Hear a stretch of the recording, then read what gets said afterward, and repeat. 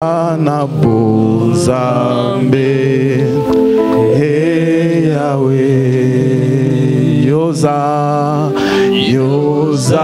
mo santu, Yoza mo santu, Yoza mo santu, Yoza mo santu.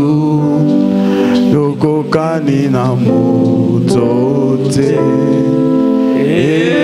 Yahweh, Yobunga na bozambe, Yahweh, Yoza mo santu, Yoza mo santu.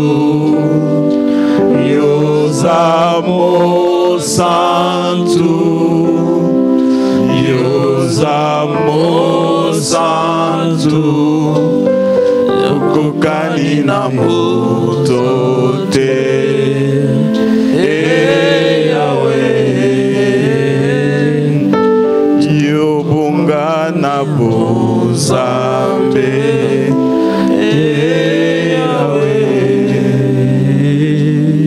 Namozindo na yoe, namozindo na yoe, memanga namozindo na yoe, memanga namozindo na yoe, memanga namozindo na yoe, memanga namozindo na yoe. Memangana mozindo na yoe, memangana mozindo na yoe. Père éternel, Dieu Tout-Puissant, nous sommes inconscients de nos problèmes, nous sommes inconscients de nos maladies, nous sommes inconscients, Seigneur, de nos difficultés. Mais nous sommes conscients de ton adoration et de ta louange. Car la Bible me dit, tu es celui qui siège au milieu de la louange et de l'adoration. Tu es le rémunérateur de celui qui te cherche. Père, éternel Dieu Tout-Puissant, Philadelphie t'élève. Philadelphie t'exalte, parce que jusqu'ici, nous crions Ebenezer. Tu es le Dieu avec nous. Père, jusqu'ici, tu continues à être avec nous. Merci, éternel Dieu Tout-Puissant. Merci, Yahweh. Est-ce que nous pouvons nous rasseoir? Est-ce que nous pouvons acclamer pour les rois des rois? Ce matin, j'aimerais que tu sois dans les cultes. J'aimerais que tu sois connecté à ces cultes des dimanches. Il est vrai que durant toute la semaine, que tu as peut-être auditionné certaines prédications qui parfois étaient des bénédictions et parfois des repentances et parfois des différents sujets donnés. Mais ce matin, je t'apporte un sujet qui dit agrandir ta foi, sortir les limites de ta foi. Alors, sans plus tarder, je serai en train d'enseigner plutôt que de prêcher. Alors, sans plus tarder, nous allons lire Hébreux chapitre 11 verset 1er. Je vais lire en français. Et vous qui avez vos Bibles, vous allez aussi lire ensemble avec moi. Nous lisons 1, 2, 3. Or, la foi est une ferme assurance des choses qu'on espère, une démonstration de celles qu'on ne voit pas. Basi imani ni kuwa na hakika ya mambo yatarajiayo ni bayana ya mambo yasiyoonekana. Amen. Amen. Nous allons parler de la foi comme nous l'avons parlé le vendredi. Tutaongelea imani kama tulivyoongelea siku ya tano. Nous avons épinglé différents points. Tumegusia vipengele mbalimbali. Et par là, nous avons bien entendu, nous avons bien compris certaines choses. Na hapo tulielewa mambo fulani. La Bible est en train de nous dire Biblia inasema que la foi est une ferme assurance imani ni uhakika wa vitu, des choses wa vitu qu'on espère, ambavyo unavitarajia, une démonstration kuonekana kwa vitu unavyotarajia, de celles qu'on ne voit pas. na vinakuja vinakuwa vitu ambavyo hawezi vikaonekana. Comment on peut avoir une assurance dans quelque chose qu'on ne voit pas? Utumainie aje kitu ambacho hawezi kukiona? Laisse-moi te dire que Dieu t'a créé avant même que tu sois chair. Acha nikwambie kwamba Mungu alikumba kabla uwe mwili. Donc toutes choses proviennent d'abord de l'esprit. Kila kitu kinaanzia katika roho. Même toi, avant que tu ne prennes la chair, Hata wewe kabla ukuwe na mwili, tu as été créé dans l'invisible. uliumbwa kwanza katika hali ya Donc kutokuonekana. il y a un certain pasteur Déo qui a été créé dans l'invisible. Kuna mchungaji Deo aliyeumbwa katika hali ya kutokuonekana. Il y a une certaine maman Rema qui a été créée dans l'invisible. Mama Rehema pia aliumbwa katika hali ya kutokuonekana. La démonstration, c'est une chose qui vient de l'invisible pour être visible. Lakini kudhihirika ni katika kutoka katika vitu visivyoonekana na kuja kuonekana. Et je peux dire que la démonstration, c'est aussi une création quelconque. Udhirikizaji ama kudhihirika ni kuonekana kwa vitu. Parce que tu es en train de créer ce qui n'existait pas. Sababu unaumba vitu ambavyo havikukuwepo mapema. Avant toute chose, Mbele ya kila jambo, tu commences par concevoir. unaunda kwanza kitu. C'est pourquoi la Bible est en train de dire: Ndio maana Biblia inasema, je t'ai connu dès la conception du monde. nilikujua toka uumbaji wa dunia. Donc tu as été conçu. Wewe kwanza uliumbwa. Et cela a été démontré par la chair. Na hiyo ikadhihirika kupitia njia ya mwili. Allô? Hello. Amen. Amen. Est-ce que nous sommes ensemble Je jusque tuko là? pamoja? C'est une démonstration des choses qu'on ne voit pas. Ni kudhihirika kwa vitu visivyoonekana. On est assuré que cette chose va arriver. Tunakuwa tuna uhakika ya kwamba hilo jambo litafika. Même les prophètes, avant de prophétiser, Hata nabii kabla ya tabiri, au-dedans de lui, il y a d'abord la foi. ndani yake kwanza kuna imani. Il croit que c'est ce qu'il est en train de dire Anaamini kwamba kile atakachokisema est réellement un physique qui sera physique. ni kitu ambacho hakijaonekana lakini kitaonekana. Amen. Amen. La foi, Imani nous l'avons définie. tumeshaitafsiri. Alors, j'avais donné un exemple. Nilitoa mfano. J'avais dit quelqu'un qui va faire la gymnastique, le gym, Mtu ambaye anaenda katika mazoezi, qui va faire la gymnastique, qui prend la décision de faire le sport. ambaye amechukua uamuzi wa kufanya mazoezi. Il a vu une vidéo, Labda aliona video, il voit quelqu'un avec des muscles.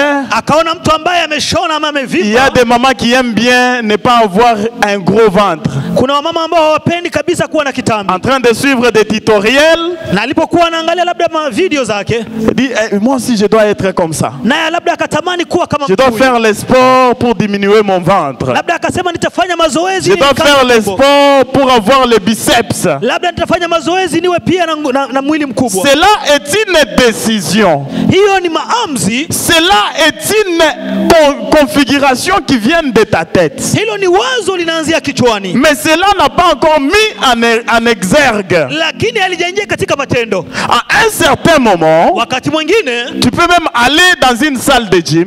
unaweza ukaenda katika chumba cha mazoezi. Tu arrives, tu trouves les gens avec des muscles. Utakuta watu kweli wameshona, wamevimba. Et tu vois même quelqu'un qui t'avait inspiré dans des vidéos. Na labda utaona yule ambaye aliyekuhimiza katika Tu dis, video. ah voilà le monsieur qui m'a inspiré dans la vidéo. Utaona kwamba ona mtu aliyenihimiza katika video. Tu peux même toucher le matériel. Unaweza pia ukagusa hata vitu. Tu peux même dire demain je viendrai faire ce sport. Na mimi kesho nitakuja nifanye haya mazoezi. Afin de commencer à construire mon corps. Ili pia nianze kujenga mwili wangu. Cela est une décision. Hayo ni maamuzi. Mais lorsque tu ne fais pas ce sport, Lakini kama hujafanya hayo mazoezi, mais lorsque tu mets au-dedans de toi la faiblesse, kama ndani yako kuna uvivu, tu ne vas pas atteindre cet objectif. hautafikia hayo malengo. On peut même commencer à te retrancher l'argent dans ton compte. Banaanza hata kutoa pesa katika akaunti yako. Parce que vous savez, lorsque vous vous inscrivez dans des salles de gym, Unajua unapojiajiri ama kujiandikisha katika c'est chaque fin du mois, on soustrait dans ton compte quelque chose. Kila mwisho wa mwezi wanachukua pesa katika Parce que tu avais souscrit à cela. sababu uliandikisha jina lako pale. Mais quand tu prends la décision Lakini unapochukua et que maamuzi, tu commences à faire ce sport, unaanza kufanya yale mazoezi, c'est ainsi que tu verras le changement de ton corps. hapo ndipo utaona mabadiliko kwa mwili wako. Amen. Amina. Jusque là, mon exemple est clair. Naamini kwamba mfano wangu uko wazi. Il en est ainsi de quelqu'un qui veut avoir la foi. Ni vivyo hivyo kwa mtu ambaye anatamani imani. Quand tu as la foi, Wakati uko na imani, pour que cela se mette en exergue, ili kuja katika matendo, tu dois te mettre aussi en pratique. lazima ujue katika mazoezi. Tu dois pratiquer la foi. Lazima ufanye imani ama Bien aimé, j'ai regardé dans la Bible, nilipoangalia katika Biblia, j'ai vu que tant de fois, imani nyingi, mara mingi, mara nyingi, il y a des gens, il y a Jésus plutôt, kuna Yesu qui était en train de faire le miracle, ambaye alikuwa anafanya qui miujiza, était en train de guérir les gens. ambaye alikuwa anaponya wagonjwa. Mais une chose accompagnait les paroles de Christ. Lakini jambo moja lilikuwa linafuata neno la Bwana C'était Yesu. ta foi t'a sauvé. Imani yako imekuponya. Il ne disait pas que ma seigneurie t'a sauvé. Hakuwa anasema uungu wangu Il ne umekuponya. disait pas parce que je suis Dieu, je t'ai sauvé. Hakusema mimi ni Mungu Mais nimekuponya. il disait une chose, Alikuwa anasema hili jambo, que ta foi imani yako t'a sauvé. imekuponya. Tu as quelle dimension de foi? Angalia hiyo kiwango ya imani. Bien-aimé, Mpendwa, la foi, imani, lorsque tu te dis cette chose doit arriver dans ma vie unaposema hili jambo lazima lifike maishani mwangu, et que tu restes ferme dans cette assurance, unabaki na uhakika katika hiyo imani, c'est ainsi que la foi hivyo ndivyo imani sera mise en exergue. itakuja katika matendo. Comment tu peux prier pour un malade, Unaweza kaombea aje mgonjwa mais après toi-même tu doutes de toi-même? na bado wewe una wasiwasi na wewe mwenyewe? Quand tu pries pour la première fois, Kama unaomba mara ya kwanza, tu regardes, ça ne marche pas. unaona kwamba mambo hayajabadilika. Ikusani mazambi yangu tu hii. Est-ce que ça va marcher réellement? Unaanza kusema, je, kweli kuna jambo litabadilika hapa? Or, même Christ, Hata Yesu il Kristo est arrivé parfois, il a prié pour quelqu'un plusieurs fois. aliombea hata mtu mara nyingi. Lorsqu'il a pris la boue, Wakati alipochukua udongo il a mélangé avec la salive, akachanga na mate, il a mis dans les yeux de cet homme aveugle. akaweka katika macho yule kipofu. Il a demandé à la personne Aliambia mtu si la personne pouvait voir. kama, je, anaweza kaona? Mais cette personne dit, je vois les hommes comme les arbres. Naona watu kama vile miti. Et il lui donne encore une deuxième processus, une deuxième procédure. Akampatia tena mambo mengine. Pourquoi? Kwa nini? Parce qu'il voulait insister sur cette chose. Sababu alikuwa anataka kuhimiza kama kusisitiza kwa lile jambo. Parfois tu te limites, Wakati mwingine unajiwekea mipaka, tu commences à mettre ta foi dans de petites choses. unaanza kuweka imani yako katika vitu vidogo. Bien aimé, Mpendwa, je vais donner un exemple. nitakupea tu mfano. Si moi, Kama mimi ma foi est limitée seulement au miracle, imani yangu inasimamia tu kwa miujiza, et lui, sa foi est limitée à être un milliardaire, imani ya mtu mwingine ambayo imesimamia kwa kuwa milionea ama kuwa mtu wa hela nyingi, vous allez comprendre que notre manière de vivre sera différente. utaelewa kwamba namna yetu ya kuishi itakuwa tofauti. Il y aura celui qui sera en train de dire oui, Dieu va faire en sorte que je puisse atteindre cette chose. Kuna yule ambaye atasema Bwana atafanya hili ili nifikie lile jambo. Parfois, il peut même douter de ce qu'il est en train de dire. Mara moja unaweza kuwa na mashaka na kile ambacho unachokisema. Parce que le diable parfois il brouille les chemins. Sasa wakati mwingine shetani anakukwepesha njia. Mais si il a la foi, Lakini ukiwa na imani, il finira par atteindre cet objectif. lazima utafikia yale malengo. Bien-aimé, Mpendwa, la foi imani vient parfois. inakuja mara moja. Laisse-moi d'abord épingler cette chose. Acha kwanza niseme hili. Nous pouvons lire dans Actes chapitre 14 verset 9. Matendo ya Mitume 14 mstari wa 9. Chapitre 14 verset 9. Matendo ya Mitume 14 mstari wa 9. La Bible dit, je vais commencer par 8. Nitaanza mstari wa 8. À Lystre se tenait assis un homme impotent des pieds, boiteux de naissance, et qui n'avait jamais marché. Il écoutait parler Paul, et Paul fixa les regards sur lui, et voyant qu'il avait la foi pour être guéri. Amen. Amen. Na huyo Listra palikuwa na mtu mmoja dhaifu wa miguu kiwete tangu tumboni mwa mamaye, ambaye hajaenda kabisa. Mtu huyo alimsikia Paulo alipokuwa akinena, ambaye akamkazia macho na kuona ya kuwa ana imani ya kuponywa. Amen. Bien-aimé, si tu veux voir quelque chose arriver dans ta vie, kama unataka jambo lifanyike maishani mwako, d'abord tu dois être disposé. Kwanza lazima uwe tayari. La Bible est en train de dire Biblia inasema qu'à Lystre il y avait un homme kulikuwa na mtu ambaye ni Listra, qui était assis. alikuwa ameketi chini. Il était impotent. Alikuwa mlemavu kiwete. Qui était boiteux depuis sa naissance. Alikuwa kiwete toka tumboni mwa mamaye.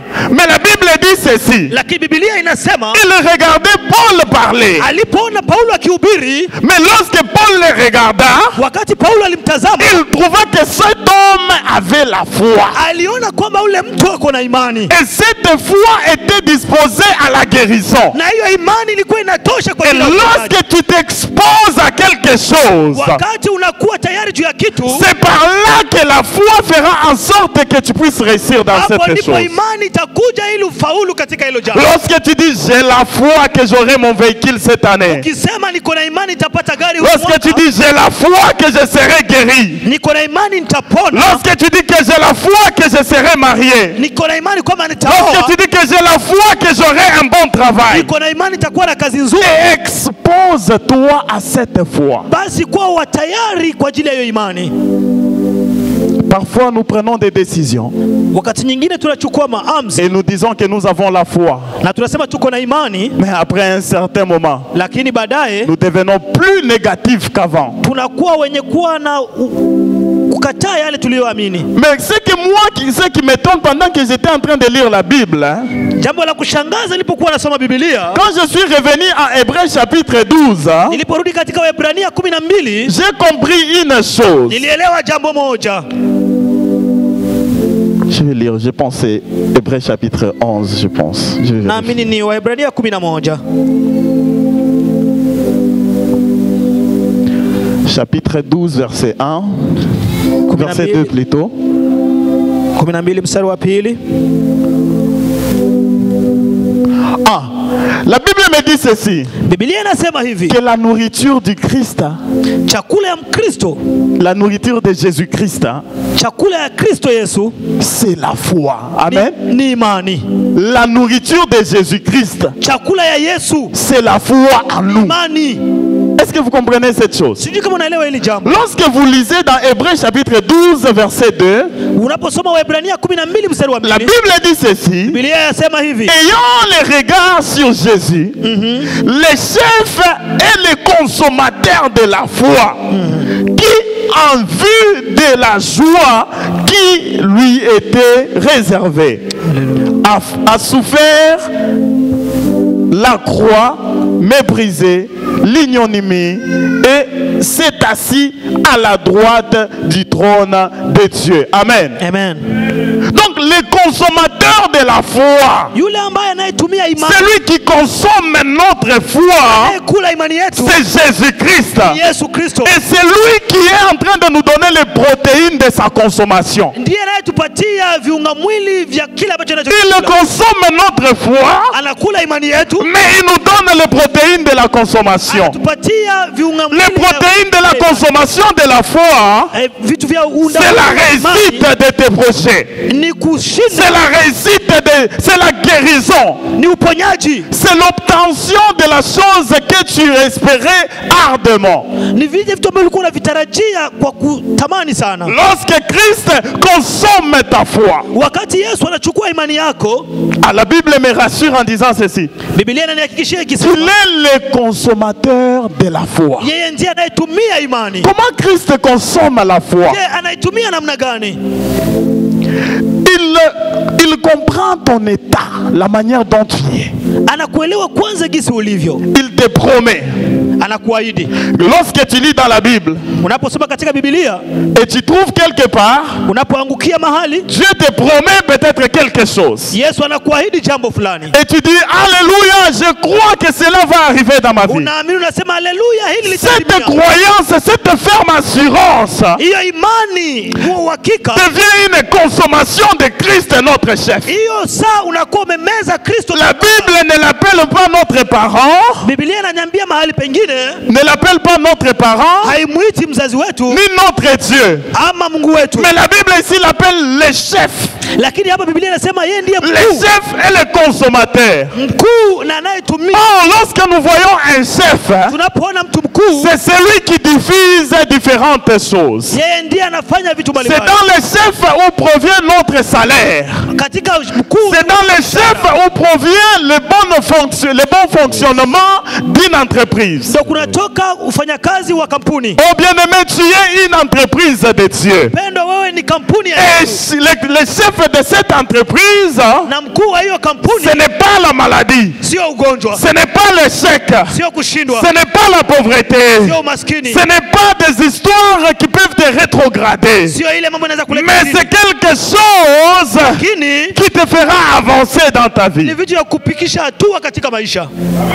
C'est pourquoi tu dois avoir la foi. Ndio maana unafaa kuwa na imani, Agrandis ta foi, kumalisha imani yako, afin que Christ, lorsqu'il viendra consommer cela, wakati Yesu atakuja qu'il te donne les protéines. akuja kuongezea viunga Et les mwili. protéines, Na proteini c'est la guérison. ni uponyaji, Les protéines, hizo proteini c'est la réussite. ni ushindi. Bien-aimé, si cette année, Kama huu tu mwaka avais une petite foi, ulikuwa mtu wa imani c'est ndogo, comme quelqu'un qui consomme une petite chose. kama mtu anakula chakula kidogo, Tu verras qu'il aura peu de protéines. atakuwa na viunga mwili vidogo. Et celui qui consomme des choses assez, Mtu ambaye anakula vitu vingi et vous verrez qu'il aura beaucoup de protéines. atakuwa na proteini nyingi.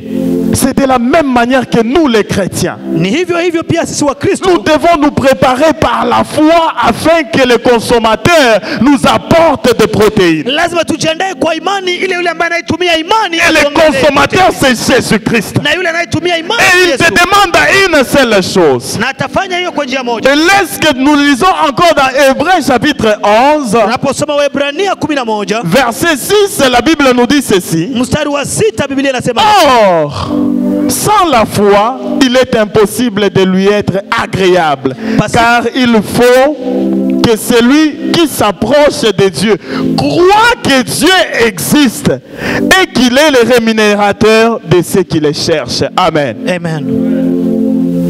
La Bible est en train de me dire, Biblia inasema lorsque tu n'as pas la foi, kama hauna imani, tu as seulement l'espérance. uko tu na La matumaini. plupart des gens ont l'espérance, mais ils n'ont pas de foi. Watu wengi wako na matumaini lakini hawana imani.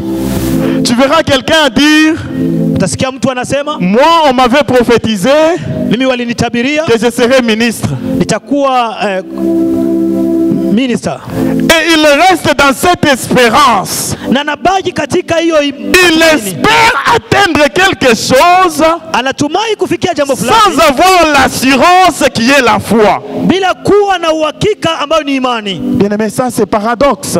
Hiyo ni mambo ambayo ya kushangaza kidogo. Comment tu espères sans avoir la foi? Wewe unatumainia aje pasipokuwa na imani? Or, la foi est une marche vers la réussite. Na imani ndio inakupeleka katika Or, la foi est une marche vers la concrétisation de ce qui était un physique à être physique. na imani tunafanya vile vitu ambavyo vionekane.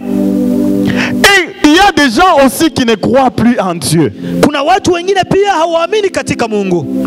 Car la Bible me dit ceci. Sababu Biblia inaniambia Car il faut que celui qui s'approche de Dieu croit que Dieu existe.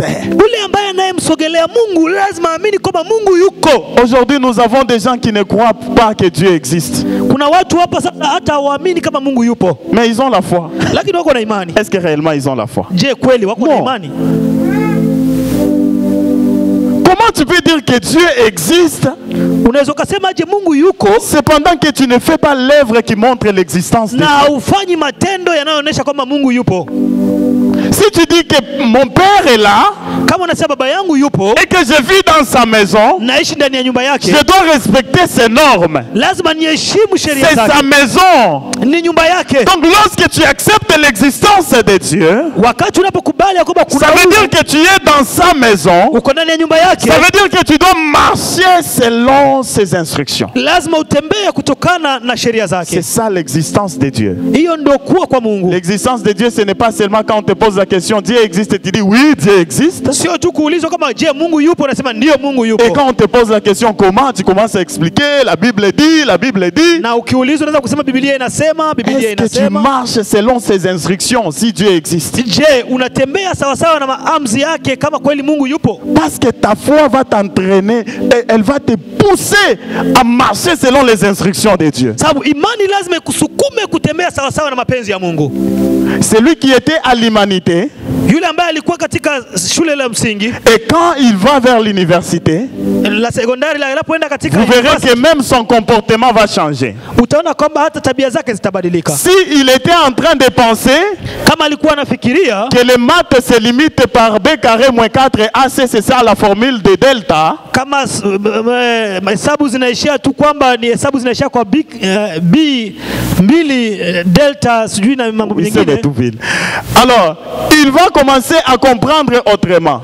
ataanza kuelewa vitu vingine. Je vais donner un exemple. Acha nitoe mfano. Si seulement nous prenons les étudiants de l'université, les gens des sciences, Tukichukua tu wanafunzi wa university wale ambao wanafanya sayansi, prenons les gens qui font les maths approfondies, wale ambao wanafanya hesabu kinaganaga ndani, et nous prenons les enfants de l'école primaire, na tuchukue watoto wa shule la nous msingi, les mélangeons ensemble. tuwachange pamoja, Nous prenons seulement un papier. tuwachukue karatasi Nous moja, écrivons seulement nous écrivons que la réponse sera la meilleure lorsque tu réfléchis.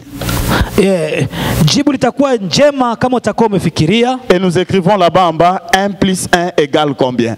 Na tuandike tu pale moja kujumulisha Nous moja, donnons à ces élèves. na tupatie hao wanafunzi. L'enfant de l'école primaire, Mtoto wa shule la msingi, comme il est limité, kwa sababu yeye iko na mipaka, directement il va écrire 1 plus 1 égale 2. yeye ataandika mara Et moja il s'arrête ni par là. mbili na taishia pale. Il peut même faire des petits barres, des petites barres. Anaweza kaweka hata mstari mdogo, anaweka mstari ya kwanza, On met encore 1, anaweka mstari ya ce pili, qui fait 2. na aweke kule mbili. Mais celui de l'université, Lakini yule wa shule il va commencer à penser d'abord par la phrase. ataanza kwanza kufikiria kutokea Il kwa dit la neno, réponse sera la meilleure si tu réfléchis. ataanzia kusema kwamba jibu litakuwa Donc ça njema veut dire ukifikiria. devant ces 1, il doit y avoir un sous-entendu. Ataanza kusema kwamba mbele ya hii moja Et labda comme kuna il y moja ambayo a hatuwezi un tukaona. signe positif, donc ici aussi il doit avoir un X. Labda kama kutakuwa na ile please, labda anaweza kaweka x Et yake. il commence à dire comme ça, je peux dire X moins 1 plus 1. Vous voyez comment il commence à réfléchir? Yeye ataanza kufikiria mbali sana, Pourquoi? Parce qu'il a vu la phrase sababu yeye aliona ule mwandiko et son niveau na kiwango n'est chake, pas limité à un niveau de l'enfant de l'école primaire. na kiwango chake si cha mtoto wa primary. Il en est de même avec ta foi. Na hivyo ndivyo imani yako sasa. Lorsque tu limites ta foi à un niveau quelconque, wakati unaweka mipaka kwa imani yako tu te fulani, dis à mon travail on me paye $1000, je me limite par là. kazini mwangu wanalipa 1,000 Et tu commences à te dire ce que je dois acheter ça doit être en dessous de $1000. unaanza kusema kwamba vile nitanunua vitakuwa chini ya 1,000, Et cela te limite. na hiyo ndio mipaka yako. Mais lorsque tu commences à penser comme quelqu'un à une dimension élevée, Wakati unaanza kufikiria kama mtu ambaye kuko viwango tu vya juu, comprendras que même ton salaire va quitter de là pour monter vers toi. unaelewa kwamba hata salari yako itatoka chini na Pourquoi? ipande, Parce que tu as la foi au-dedans de toi. sababu uko na imani ndani yako. C'est pourquoi, bien-aimé, Ndio maana mpendo, enfant de Philadelphie. kuexperimenti lakini kugusa pia. Allô? Amen. Est-ce qu'on est ensemble? Je, tuko pamoja? J'ai parlé de 3 choses. Nimeongelea vitu vitatu. Tu dois expérimenter la foi. Lazima uanze kuwa na kuona imani ama Tu dois toucher la foi. uiguse imani. Ce que tu pensais doit être concrétisé. Vile ambavyo unavifikiria lazima vifanyike. Bien-aimé, Mpendwa, même si tu es malade, hata kama uko aie mgonjwa, seulement la foi kuwa tu na imani, que je vais guérir. nitapona. Amen. Amen. Même si les gens te disent non, non, non, non. Écoute, bien-aimé, là maintenant, il faut aller voir les charlatans. Hata watu wakikwambia hapo mahali umefika uende uone wazee ama waganga, Dis seulement, mwambie j'ai celui qui a créé toutes les choses. Mungu ndiye aliyeumba vyote. Je peux aller à l'hôpital parce que ce sont les humains, Naweza nikaenda hospitali sababu ni wanadamu, mais à un certain niveau, lakini wakati il mwingine y a un docteur qui est au-dessus de tout. kuna yule daktari ambaye uko juu ya madaktari wote. Lorsque tu crois, Wakati unaamini, tu appelles une chose qui n'existait pas à être en existence. unaleta vitu ambavyo hauwezi ukaviona, vinakuwa vitu ambavyo vinaweza Faites vikaonekana. exister ce qui n'existait pas dans ta vie. Acha vitu visivyoonekana vionekane. Bien katika aimé, yako. c'est le moment de faire exister la vie dans ta vie. Hii ndio wakati ya kufanya maisha yaonekane ndani ya maisha Il y a yako. des gens qui sont négatifs. Kuna watu ambao wako kinyume. Ils commencent déjà à penser. Bien aimé, laissez-moi vous dire quelque chose. Il m'est arrivé parfois de penser en disant que, comme mes 2 frères sont morts, ma jeune soeur, moi je suis au milieu, je suis aussi en danger. J'ai compris que non, comment je serais en danger? Ma vie c'est ma vie, mais ma foi aussi c'est ma foi. Si je crois que je vais vivre, donc je serai vivant jusqu'à ce que Dieu puisse décider. Amen. Ilinifikia wakati ndugu zangu walikufa, yule alikuwa juu na yule alikuwa nyuma, nikawa niko katikati, nikawa na mawazo ya kufikiria ya kwamba mimi ndiye nitakayefuata, lakini nikumbuka ya kwamba mimi niko na imani yangu, nina maisha yangu. Et je suis né un autre jour, je ne suis pas né le même jour que eux. Na nilizaliwa siku tofauti na wao. Donc c'est Dieu avec ses plans. Ni Mungu iko na mipango yake. Bien aimé, ne donnons pas toujours à Dieu de mauvaises choses. Tusipatie Mungu vitu vibaya kila wakati. Donc si tu n'as quoi qu'à tout, l'Éternel a donné, l'Éternel a repris, que son nom soit loué. Tusiko tunasema tu Mungu alitoa, Mungu alichukua, jina lake lisifiwe. Combien de fois Job a parlé de ces mots? Une seule fois dans sa vie. Une seule fois. Amen. Il n'a pas repris cela plusieurs fois. Ayubu hakurudia sana, alirudia tu mara moja. Pourquoi? Kwa nini? Parce qu'il avait la foi. Sababu alikuwa mtu mwenye Il savait qu'il y avait un moment de reprendre alikuwa anajua kuna et un wakati wa moment de kurudia. donner. Kuna wakati wa kuchukua na wakati wa kuchukuliwa. Alors ne pense pas seulement que notre Dieu est seulement le Dieu des négatifs. Usikuwa unafikiria tu Mungu wetu ni Non, Mungu il n'a ambaye jamais été un Dieu de négatif. ni Mungu tu wa kupinga. Non, il n'a jamais été comme ça. Hajawahi kuwa Mungu wa kupinga. Donc toi, c'est seulement quand tu te retrouves dans la misère, Wewe unapojikuta katika shida, dans l'échec, katika c'est kushindwa, là que tu reconnais, parce que ni Mungu tu n'as bien. ndo wakati Qui t'a dit que c'est unasema Dieu? c'est le moment que tu dis que Qui te confirme que c'est Dieu? nani anakupatia uhakika kwamba ni Mungu? La Bible nous dit, Biblia inasema il est un Dieu il dit, j'ai mis en toi les projets de bonheur et non les projets de malheur. anasema ya kwamba mimi ni Mungu niliweka mipango ya kufanyikiwa na sio ya C'est lorsqu'il trouve en toi la foi, ni wakati anapata imani c'est là qu'il parle de ces mots. ndio anafanya Que yale je suis un maneno. Dieu de projets de bonheur Anasema yeye ni Mungu wa et mipango non ya un amani. Dieu de projets de malheur. Yeye sio wa mipango ya mashida. Bien-aimé, tu es un fruit du bonheur. Wewe ni tunda la raha ama la kufanyikiwa. Tu es un fruit du bonheur. Wewe ni tunda la Toi mafanikio. qui s'est retrouvé en ces lieux ce matin, tu es un fruit du bonheur. Wewe ni tunda la Dieu mafanikio. t'a choisi pour te rappeler que tu es un fruit du bonheur. Mungu anakukumbusha wewe Dieu ni tunda t'a la appelé mafanikio. à Philadelphie Mungu alikuleta Philadelphia afin de te dire que tu es un fruit du bonheur. kuambia kwamba wewe ni tunda la mafanikio. C'est pourquoi au travers ta foi, Ndio maana kupitia imani yako commence à vivre le bonheur. anza kuishi mafanikio. N'est-ce pas? Il n'y a aucun endroit dans la Bible où on a écrit oui, les malheurs et les chèques m'accompagneront toute ma vie. Hein? C'est comme ça? Mais la Bible dit oui, le bonheur et la gloire Biblia imesema kwamba m'accompagneront tous les jours de ma vie. ndio furaha na utukufu. Celui qui est en train de confesser cela, Ule ambaye anatangaza hilo c'est David qui avait compris comment expérimenter la foi. ni Daudi ambaye alielewa ni namna gani unaweza kufikia imani. Lorsque tu as la foi, Kama uko na imani, tu chanteras un bon cantique comme Asaph. utaimba nyimbo nzuri. Lorsque tu as la foi, Kama uko na imani, tu seras quelqu'un qui va réussir. utakuwa mtu mwenye mafanikio. Quand bien même que les gens peuvent te dire que ça ne va pas marcher, tu vois, c'est au Canada, toi tu es quelqu'un qui vient de loin, mais dis-lui, j'ai la foi. Hata watu wakikwambia unaona ni Canada, wewe sema uko na Parce imani. que la Bible dit, Dieu est en train de dire, tout lieu où fouleront ton pied, je te les donnerai en possession. Biblia inasema kwamba kila mahali utakapoweka mguu Mungu atakupatia. Rappelle-toi de cette chose. Kumbuka haya mambo. La plupart de nous, lorsque nous sommes descendus ici au Canada, Watu idadi wengi yetu tulipofika hapa Canada, nous nous sommes agenouillés. Moi, je me rappelle, je me suis agenouillé à Toronto. nakumbuka nilipiga magoti Toronto, Juste en sortant de la tram. Vous connaissez la tram, la passerelle qui relie l'avion et les tarmacs. wewe sijui kama unaona ile kitu ambayo inaunganisha ndege na Et lorsque je suis sorti de là, nilipotoka ndani ya la kile première des choses, j'ai plié mes jambes. jambo la kwanza nilifanya nilipiga J'ai magoti. dit à Dieu, tu as dit Bwana ulisema que tout lieu où fouleront nos pieds, mahali pote miguu tu yangu nous les itapata, donneras en possession. utanipatia kuwa mateka. C'était ma prière. Hiyo ndio ilikuwa maombi yangu. Bien-aimé, Upendwa, lorsque tu as la foi au-dedans de toi, wakati uko na imani ndani yako, tu as la nourriture de Christ. uko na chakula ya Kristo. Et Christ n'est pas égoïste.